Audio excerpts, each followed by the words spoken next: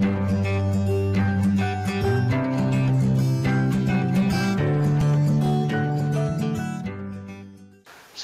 warahmatullahi wabarakatuh.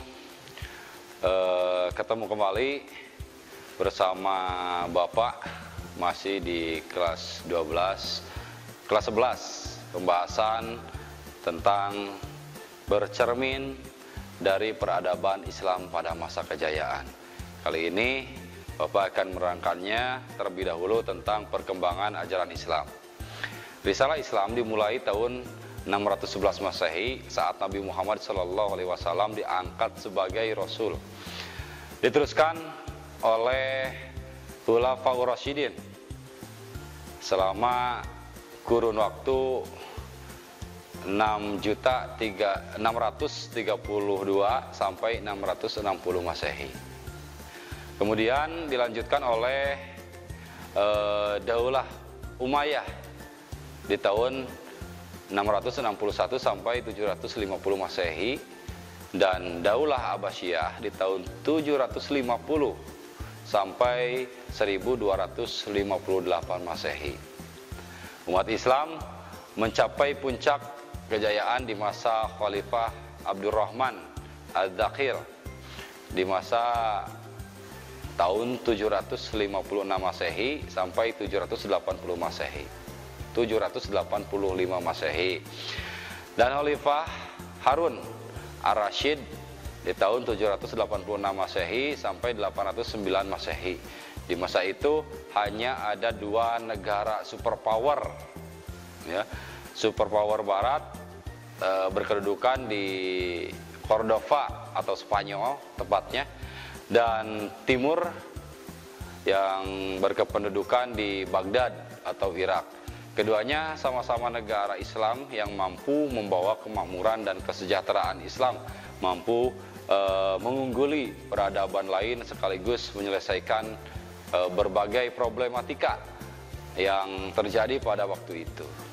Nah, kemudian di bidang peradaban dan ilmu pengetahuan, umat Islam pernah berjaya selama kurang lebih 7 abad, antara abad ke-7 hingga abad ke-13.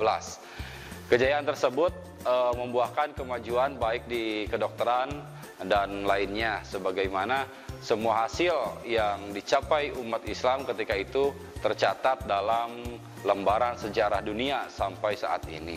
Bahkan hasil yang dicapai bangsa Barat atau Amerika Utara dan Eropa saat ini tidak lepas dari sumbangan besar umat Islam. Faktor yang mendorong kemajuan peradaban umat Islam, faktor-faktornya adalah pertama, faktor intern. Yang kedua, faktor ekstern. Yang pertama, faktor intern, yaitu ada konsisten dan istiqomah umat pada ajaran Islam.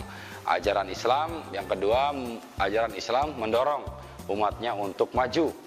Yang ketiga, Islam sebagai agama dakwah sekaligus keseimbangan dalam menggapai kehidupan duniawi dan ukhrawi. Yang keempat, Islam sebagai rahmat bagi seluruh alam. Nah, yang kedua, faktor ekstern. Yang pertama, berpindahnya para ilmuwan dari orang non-Arab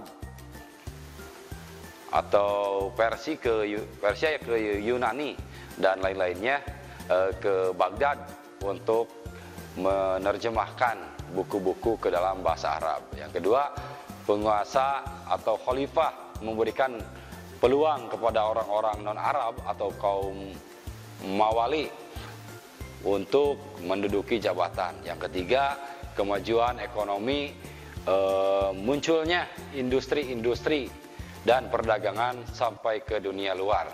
Dan yang keempat, stabilitas politik yang kondusif. Sementara itu, kita bahas tentang perkembangan ilmu pengetahuan. Yang pertama, filsafat Islam. Pengetahuannya yaitu sistem berpikir tentang hakikat segala sesuatu berdasarkan ajaran Islam yang bertuang dalam Al-Quran dan hadis. Yang kedua, tujuan Islam mengajarkan berpikir melalui filsafat. Yang ketiga, tidak cepat puas terhadap prestasi yang telah dibuat.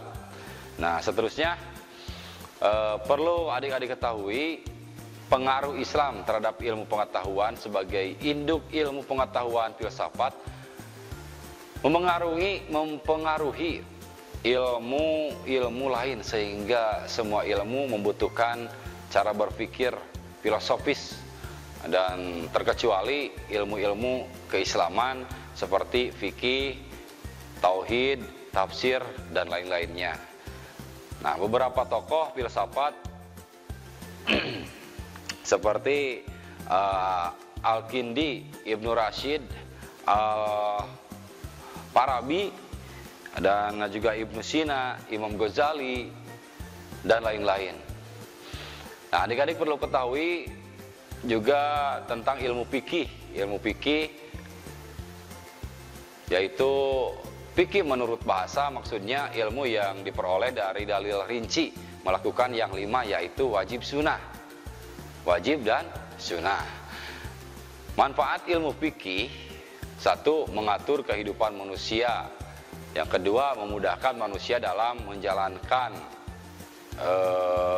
beribadah dan bernegara.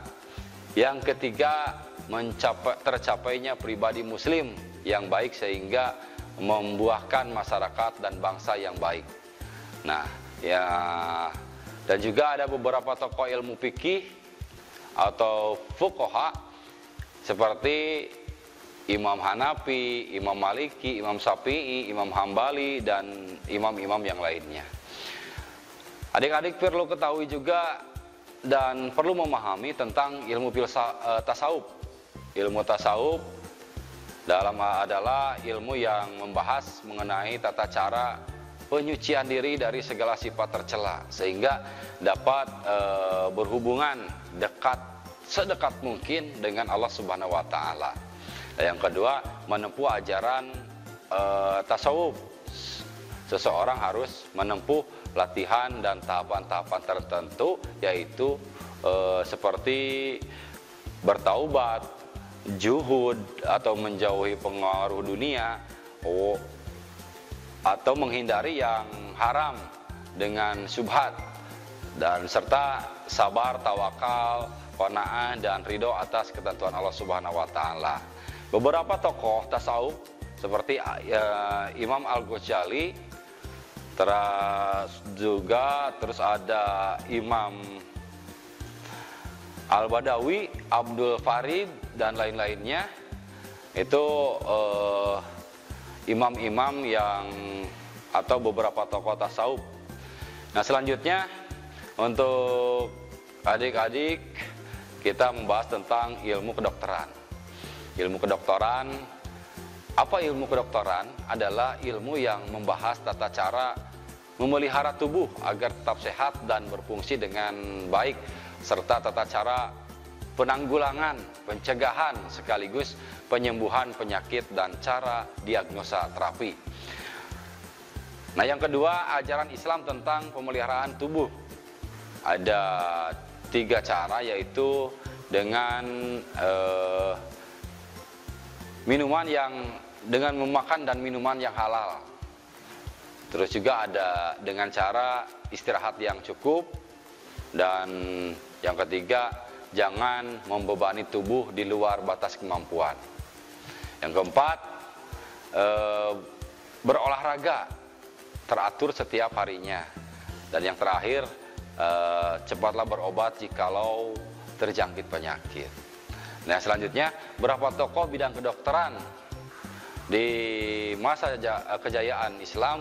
Yang pertama ada Hunain bin Ishaq, Abu Bakar Muhammad Zakaria, Ibnu Sina, Ibnu Rashid, Ibnu Marwan, Abdul Malik, Abdul Qasim, dan juga yang lainnya. Selanjutnya, ilmu sejarah. Ilmu sejarah juga harus dipahami. Apa itu ilmu sejarah? Ilmu sejarah adalah ilmu yang mempelajari tentang berbagai peristiwa masa lampau yang meliputi waktu, tempat, pelaku, dan sebab-sebab yang disusun secara sistematis. Yang kedua, beberapa tokoh sejarah seperti At-Tabari, Ibnu Qutaibah, dan juga Ibnu Khaldun, dan lainnya. Nah, yang keenam selanjutnya, ilmu tentang geografi. Apa pengertian ilmu geografi? Ilmu yang mempelajari perihal keadaan suatu daerah dengan segala kekuasaannya, kekhasannya maksudnya, ciri khasnya. Nah, yang kedua, manfaat. Manfaatnya marginal potensi sumber daya alam yang dapat dieksplorasi untuk kemaslahatan bersama, menggugah ketakjuban dan juga keagungan Sang Pencipta Allah Subhanahu wa taala yang wajib kita syukuri. Nah, yang ketiga, berguna bagi para perancang pembangunan di suatu kawasan. Selanjutnya, adik-adik, yang ketujuh kita bahas tentang ilmu geometri. Apa ilmu geometri? Adalah ilmu yang membahas tentang sifat-sifat garis sudut bidang dan ruang. Nah, tokoh-tokoh muslim di bidang geometri seperti Al-Khwarizmi, Abu Abbas, Al-Fazai Halim, dan lainnya, dan juga tokoh-tokoh yang lainnya. Yang kedelapan, kita bahas tentang ilmu kesenian. Pengertian kesenian, seni adalah ungkapan jiwa yang paling dalam sehingga menimbulkan suasana yang menyenangkan. Nah, yang kedua, manfaat seni. Manfaat seni bisa memberikan semangat dalam kehidupan untuk mencapai suasana yang menyenangkan, memberikan sentuhan dalam kepribadian sehingga melahirkan budi pekerti yang baik. Seterusnya kita bahas tentang ciri-ciri seni Islam. Ciri-ciri seni Islam: satu, mampu mendekatkan manusia kepada Allah Subhanahu wa taala, dan yang kedua, terkait peraturan dalam Islam. Yang ketiga, arah dan materi seni harus menimbulkan hal-hal yang positif. Nah, berikutnya, hasil karya seni umat Islam. Apa saja di masa kejayaan tersebut? Karya seni Islam meliputi hampir seluruh bidang kehidupan manusia. Misalnya pada bangunan masjid, istana, perabotan rumah tangga, perabotan rumah, pakaian, buku, taman kota, tulisan, dan kaligrafi, dan lain-lain. Contohnya seperti menara Masjid Sultan Hasan di Maroko, atau Masjid Hagia Sophia, Masjid Hagia Sophia di Istanbul. Terus Masjid Alhambra, Masjid Alhambra di Spanyol, dan lain-lainnya. Selanjutnya, pusat-pusat peradaban Islam pada abad pertengahan. Yaitu yang pertama kita bahas di Baghdad ya. Kota Baghdad didirikan oleh Khalifah Abbasiyah yang kedua, Al-Mansur, di masa 754 Masehi sampai 775 Masehi pada tahun 762 Masehi. Nah, berikutnya Kairo. Kota Kairo dibangun pada tanggal 1 pada tanggal 17 Sa'ban ya. 17 Sa'ban 358 Hijriah atau 969 Masehi oleh Panglima Perang Dinasti Fatimiyah atas pemerintah Khalifah Al-Mu'iz. Nah, yang berikutnya adalah Isfahan atau Persia, atau juga disebut dengan negara Iran. Isfahan adalah kota terkenal di Persia dan pernah menjadi ibu kota kerajaan Safawi. Ada beberapa pendapat tentang waktu Islam masuk ke kota Isfahan. Pendapat pertama pada tahun 19 Hijriah atau sekitar tahun 640 Masehi, dan pendapat kedua yaitu At-Tabari menyebutkan pada tahun 21 Hijriah atau di tahun 642 Masehi. Selanjutnya kita membuka kota Turki atau Istanbul. Istanbul adalah ibu kota kerajaan Turki. Kota ini sebelumnya merupakan ibu kota kerajaan Romawi Timur yang bernama Konstantinopel. Pada masa jayanya kerajaan Romawi Timur dapat dikatakan sebagai sebuah negara adidaya yang hanya dapat disaingi oleh kerajaan Persia. Nah, adik-adik perlu adik-adik ketahui Muhammad Al-Fatih mulai melakukan penataan, yaitu memberikan kebebasan kepada Kristen Yunani dan Romawi dalam menjalankan agamanya. Hal yang sama juga berlaku sebagai penganut agama Yahudi. Setiap agama mempunyai komunitasnya sendiri yang disebut millet. Nah, yang berikutnya kita bahas tentang kota India atau Delhi. Delhi adalah ibu kota kerajaan. Selanjutnya adik-adik kita bahas tentang kota India atau New Delhi. Delhi adalah ibu kota kerajaan Islam di India sejak tahun 608 Hijriah atau sekitar 1211 Masehi. Sebagai ibu kota kerajaan Islam, Delhi juga menjadi pusat kebudayaan dan peradaban Islam di India. Nah, kota ini terletak di pinggir sungai Jamna ya. Dinasti Mamluk berkuasa sampai tahun 689 Hijriah atau sekitar 1290 Masehi. Kemudian diganti oleh dinasti Khalji,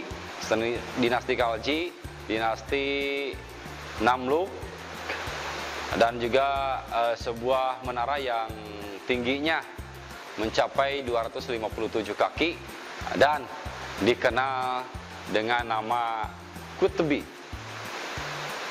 Nah, selanjutnya untuk adik-adik kita bahas tentang Cordova. Nah, kota ini terletak di sebelah selatan lereng Gunung Sierra. Diletak di sebelah selatan lereng Gunung Sierra de Cordova dan di tepi sungai.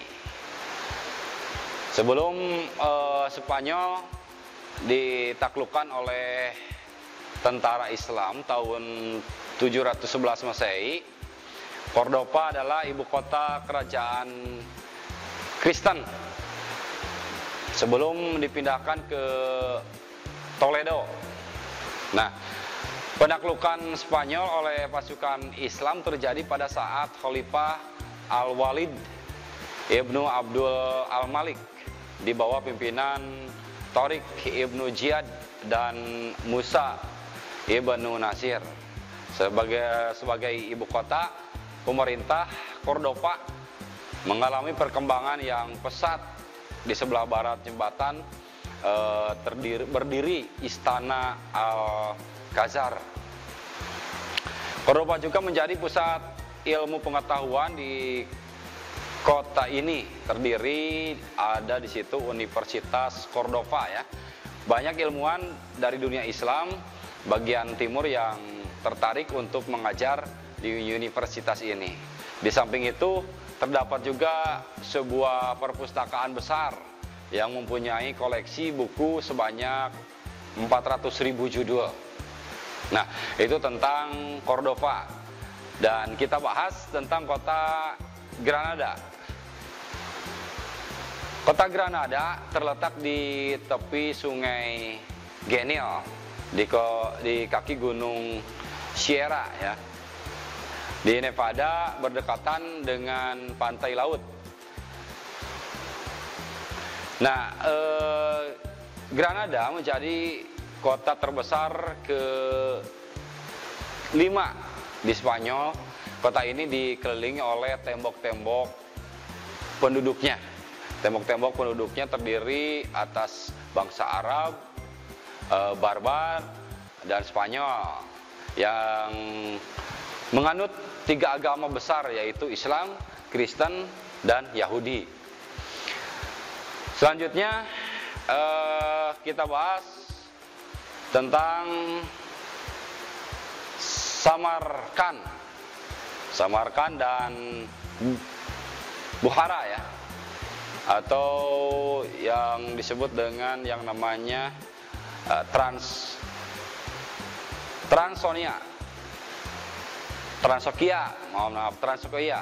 Di Transsokia terdapat 2 kota penting, tempat peradaban Islam pernah berkembang dengan pesat, yaitu Samarkand terletak di sebelah selatan sungai Al-Saghad ya.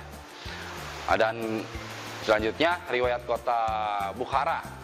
Bukhara sebelum Islam juga panjang. Kota ini sebelum Islam juga panjang. Kota ini diperkirakan sudah ada ketika Iskandar datang ke sana. Nah, yang ketiga, di Bukhara juga terdapat makam yang dikunjungi orang hingga sekarang, yaitu makam Bahadin al-Naqsyabandiyah. Selanjutnya, pengaruh peradaban Islam abad pertengahan terhadap kemajuan di Eropa. Kemajuan di Eropa yang terus berkembang hingga saat ini banyak berhutang budi pada hasanah ilmu pengetahuan Islam yang berkembang pada abad pertengahan. Banyak saluran bagaimana peradaban Islam mempengaruhi Eropa, seperti Sicilia dan perang salib. Tetapi saluran yang terpenting adalah Spanyol Islam. Itu tujuannya. Nah, Spanyol merupakan tempat yang paling utama bagi Eropa untuk menyerap peradaban Islam, baik dalam bentuk hubungan politik, sosial maupun perekonomian dan peradaban antar negara. Adik-adik, berawal dari banyaknya pemuda-pemuda Kristen Eropa yang belajar di universitas Islam di Spanyol, seperti Universitas Córdoba, Seville, Malaga, Granada, dan yang lainnya. Selama belajar di Spanyol, mereka aktif menerjemahkan buku-buku karya ilmuwan Muslim. Dan selanjutnya kita membahas tentang menunjukkan perilaku yang mencerminkan penghayatan sejarah perkembangan Islam pada abad pertengahan. Nah, yang pertama, kajian ilmiah bahwa kejayaan Islam terbukti pernah ada di dunia. Yang kedua, untuk tetap memelihara semangat membangun dalam rangka pencapaian kemajuan di segala bidang yang menjadi profesinya. Nah, yang ketiga, mengambil pelajaran tentang bagaimana cara umat Islam dahulu maupun menjadi negara superpower di dunia. Yang keempat, timbul tanggung jawab yang tinggi untuk senantiasa memperjuangkan tercapainya kemuliaan Islam dan kaum muslimin demi kesejahteraan umat manusia secara menyeluruh. Nah, itulah untuk pembahasan kali ini di kelas 11 bab 13 ya. Untuk adik-adik semuanya, tugasnya tinggal menggali lebih dalam tentang kemajuan Islam, kejayaan masa Islam di masanya. Itu tidak mungkin yang dapat Bapak sampaikan. Mohon maaf apabila ada kekurangan. Billahi taufiq wal hidayah. Wassalamualaikum warahmatullahi wabarakatuh. Kunjungi sosial media lainnya seperti website kami di pkbmalfata.com, Facebook PKBM Al-Fatah Manunjaya, Instagram PKBM Al-Fatah Official. Dan terima kasih telah klik video ini. Jangan lupa like, comment, share, and subscribe untuk menunjukkan dukungan kamu terhadap channel ini. Enjoy the video PKBM Al-Fatah.